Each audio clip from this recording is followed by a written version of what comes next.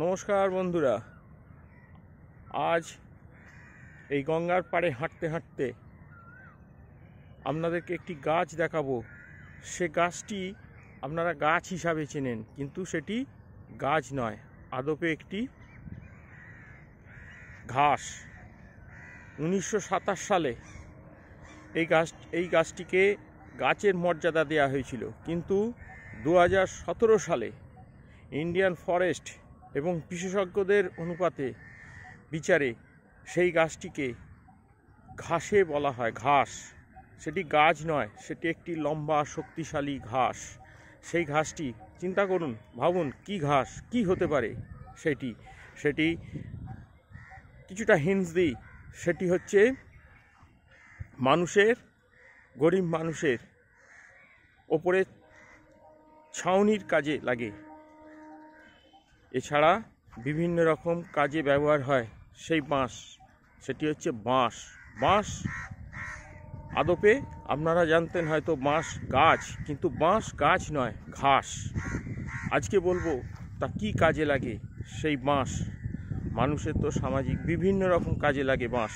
এছাড়াও বাঁশ কি কাজে লাগে, কিভাবে ব্যবহার করা হয়, সমস্ত কিছু বলবো। আমার সঙ্গে থাকুন আর দেখতে থাকুন আজকের এই ভিডিওটা। ভালো লাগলে অবশ্যই একটি সাবস্ক্রাইব করবেন, লাইক করবেন, কমেন্ট করবেন। চলুন এবার বলি, সেই বাঁশ গাছ দেখাই, আর সেই বাঁশকে নিয়ে আজকের এই ভিডিও। এই সকালে গঙ্গার পাড় দেখুন, গাছ তো দেখাবই, কিন্তু এই সৌন্দর্যটাও দেখুন, কত সুন্দর লাগে সকালবেলা গঙ্গার পাড়। এই হচ্ছে পৃথিবীর সবথেকে লম্বা ঘাস, যেটি স্বীকৃতি পেয়েছে 2017 সালে। এবার আসুন সেই বাঁশ নিয়ে বলা যাক। বাঁশ মানুষের নিত্য প্রয়োজনীয় বিভিন্ন কাজে ব্যবহার হয়।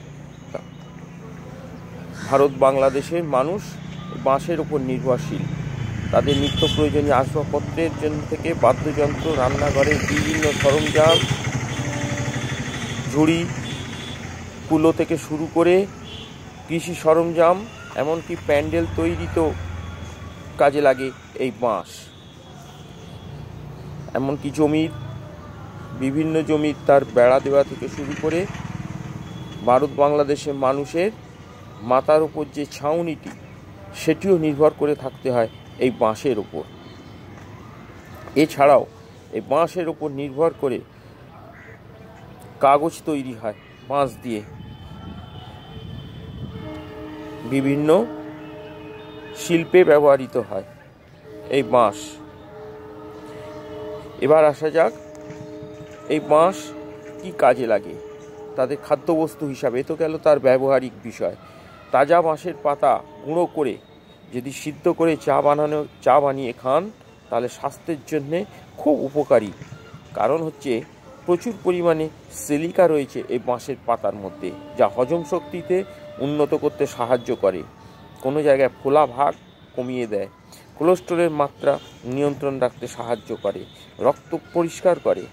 আপনি চাইলে প্রতিদিন 1 কাপ এইরকম গরম বাঁশ পাতার চা খেতে পারেন, খুব উপকারে লাগবে।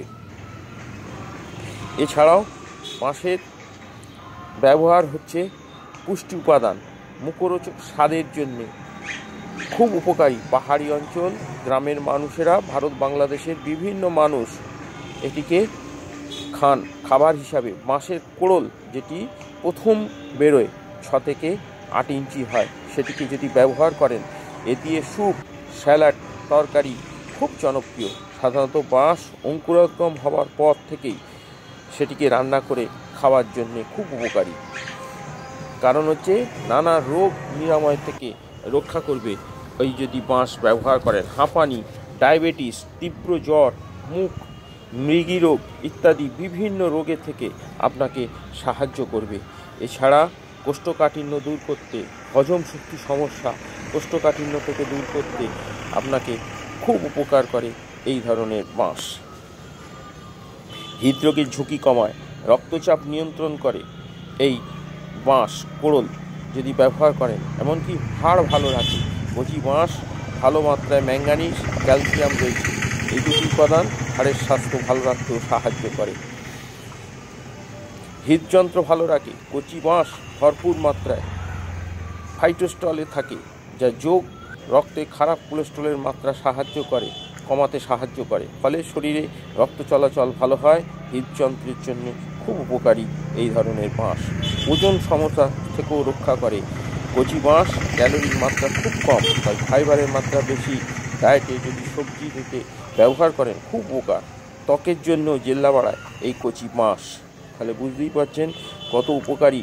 ওজন ক্ষমতা থেকে শুরু করে বাঁশ শুনলেই অনেকে হয়তো আটকে ওঠেন যে বাঁশ, কিন্তু খেলে যে কত উপকার তা অনেকেই জানেন না। আজকে আপনাদেরকে সেই বিষয় নিয়ে বললাম। যদি ভালো লেগে থাকে তাহলে অবশ্যই একটি সাবস্ক্রাইব করবেন, লাইক করবেন, কমেন্ট করবেন। আমি আবার আপনাদের জন্যে নতুন কোনো গাছ, নতুন কোনো ফল ফুল নিয়ে হাজির হয়ে যাব। আপনারা আমাদের এইভাবে ভিডিও দেখতে থাকুন। বিভিন্ন সময় বিভিন্ন রকমের ভিডিও নিয়ে হাজির হয়ে যাব। আজকের মতো বিদায়। ভালো থাকুন, সুস্থ থাকুন। নমস্কার।